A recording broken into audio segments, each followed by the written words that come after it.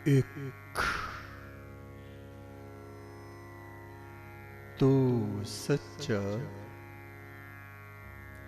तेरा नाम सच्चा, सत्य स्वरूप परमात्मा सृष्टि के कण कण में बसता है। अपने भीतर से समस्त को प्रकट करता है। जो कुछ भी दृश्यमान है, दिखाई पड़ता है, उसमें वो आप ही विचरण करता रहता है। उस आदि सत्ता की तरफ ध्यान ले जाने से ही उसका पता चलता है, अन्यथा नहीं। सर्वप्रथम उस परमेश्वर का हम ध्यान करें। सीधे होके बैठे, कमर गर्दन मस्तक को सीधा रखें। हाथों की तर्जनी उंगली और अंगूठे को मिला के रखें। आंखों को बंद करें। मस्तक में परम ब्रह्म की ज्योति को देखें। उसी ज्योति में से उठते हुए ब्रह्मनाद को सुने। आती जाती हुई सांस पर ध्यान दें। गहरी शांति का अनुभव करें। एक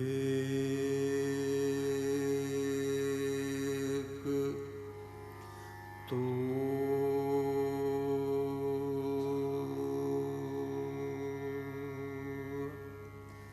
सच्चा,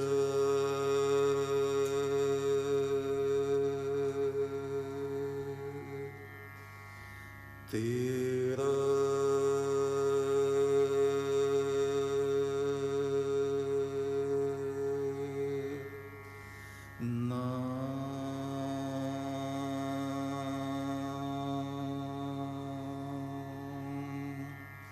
सच्चा,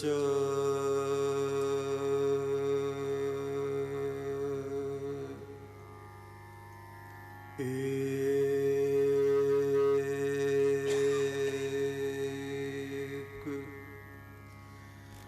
तो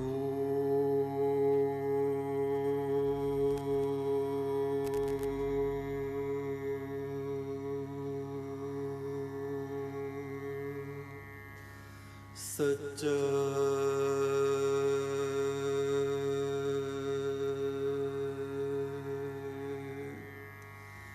तेरा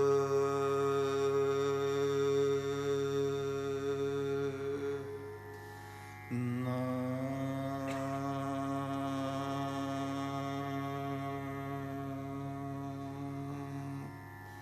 सच्चा,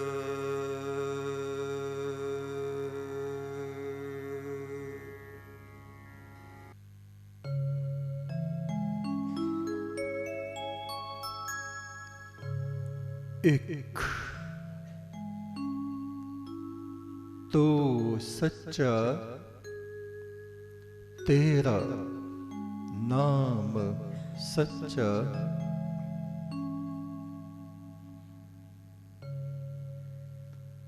ऋग्वेद के ऋषि कहते हैं, ओम अभि प्रगोपति गिरेन्द्रम च अर्च यथा विदे। दिव्य ज्ञान को पाने के लिए उस आदि पुरुष परमात्मा के रहस्य को पाने के लिए प्रथम अपनी आत्मा का पूजन करो।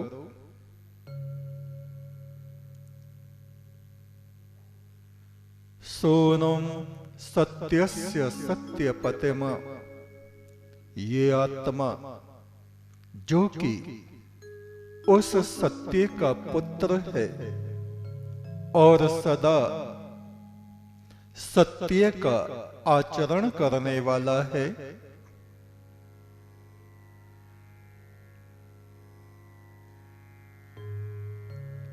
इस विश्व ब्रह्मांड में दो बातें देखने में आती हैं। एक चेतन सत्ता, जिसको हम चैतन्य, परम चैतन्य, आत्मा आदि कहते हैं। दूसरा दृश्यमान जगत, पत्थर, लकड़ी, पहाड़, अग्नि, जल, हमारे शरीर, जिनको हम जड़ वस्तु या सुप्त चेतन समझते हैं।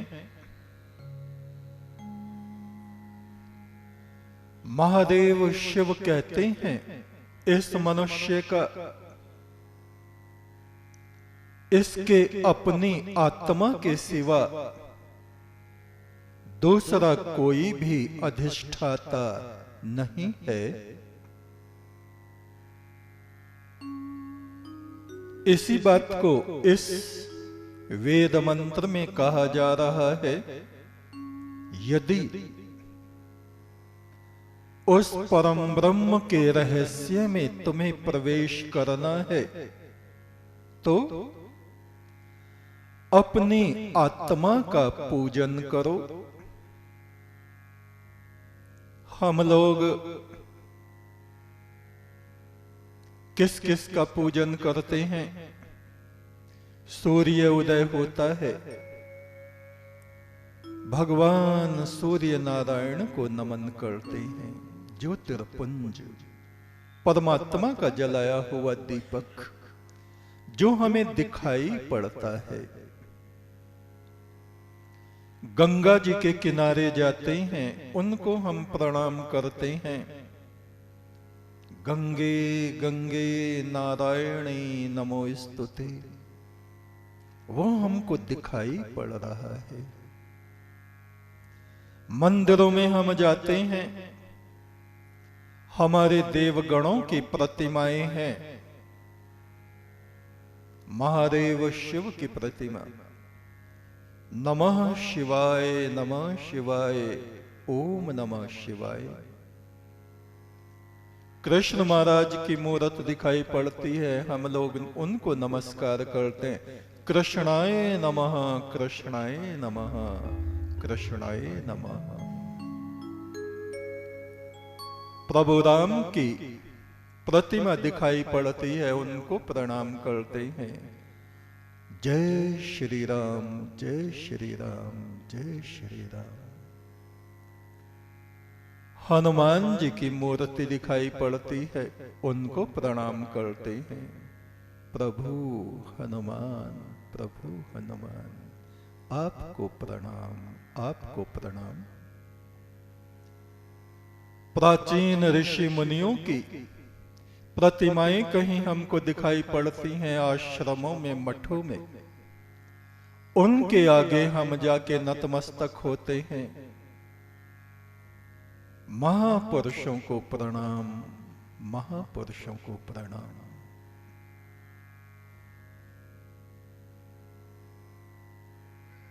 जो महापुरुष, जो देवगण, जिनकी प्रतिमाएं सूर्य आकाश में चमकता है, उसकी भी ज्योति प्रतिमा है।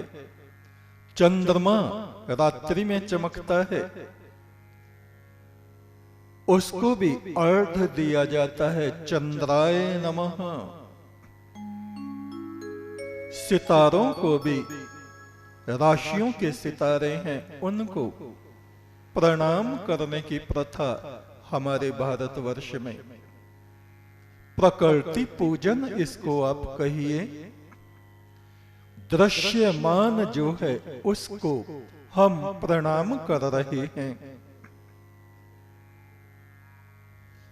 माता हैं, पिता हैं, बुजुर्ग हैं, गुरु हैं, ये सब दृश्यमान हैं, दिखाई पड़ रहे हैं। इनकी हम चरण वंदना कर रहे हैं, करना उचित है। किंतु इन सब में जो चेतन सत्ता है, आत्मा सत्ता है, आत्मा तत्व है, जब ये लोग पृथ्वी पर मौजूद रहे होंगे, महादेव शिव, उनके शिष्य नंदी, अजर अमर ऋषि काकभूषणी, गरुड़ देवता, नारायण विष्णु, इन लोगों की जब धर्म सभाएं होती होंगी, अवश्य ये आत्मा के तत्व पर गहन विचार करते होंगे। असंख्य असंख्य आत्माओं को प्रकट करने वाला जो परम पुरुष, परम तत्व, परम आत्मा, परम ब्रह्म है, उसके विषय में गंभीर चर्चाएं अवश्य होती होंगी और उनके वचन जहां तहां वेदों में, उपनिषदों में और कहीं कहीं पुराण में भी हमें प्राप्त होते हैं।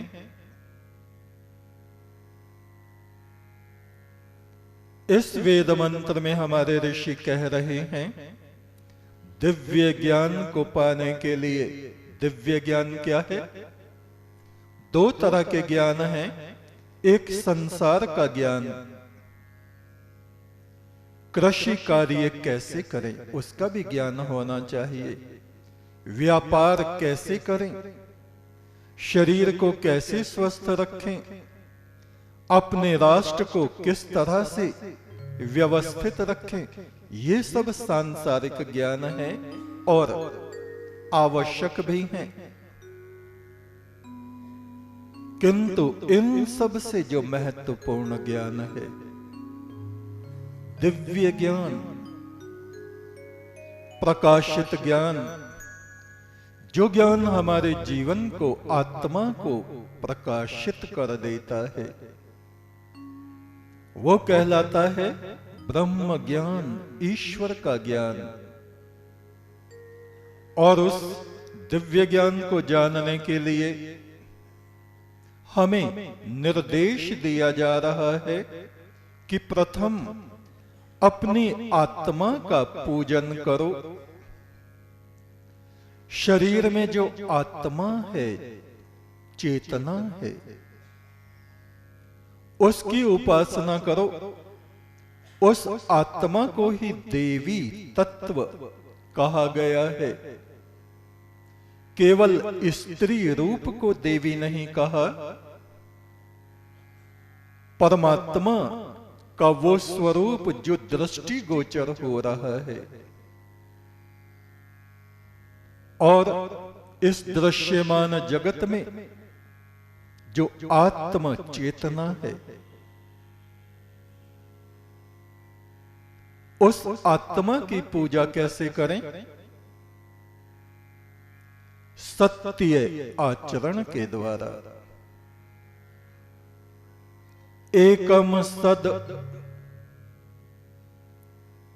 विप्रा बहुधा वदन्ति।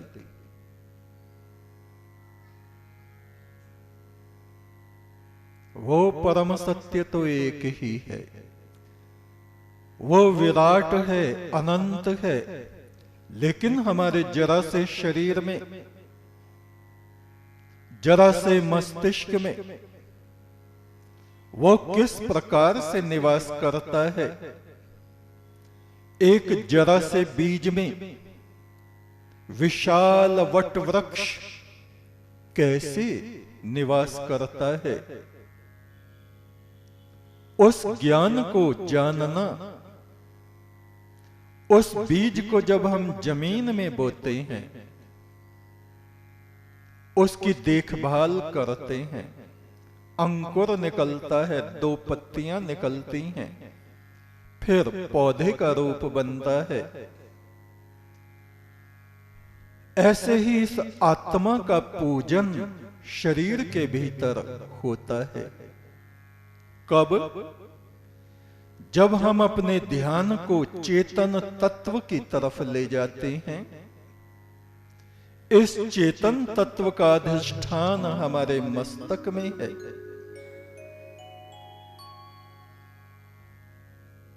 परमात्मा का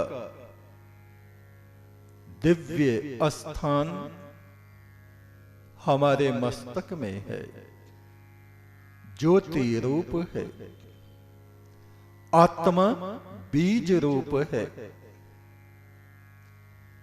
सत्य के द्वारा, परमात्मा परम ब्रह्म के ध्यान के द्वारा इस आत्मा का पूजन होता है। किंतु जरा सी देर को आंख बंद करो तो हमारा ध्यान दुनिया भर के बवाल और तूफानों में चला जाता है, कहीं का कहीं चला जाता है। आंख बंद करके हम देख रहे हैं मस्तक में ज्योति को, जप रहे हैं गुरु का दिया हुआ मंत्र, और ध्यान हमें कहीं का कहीं लेके उड़ा फिरता है।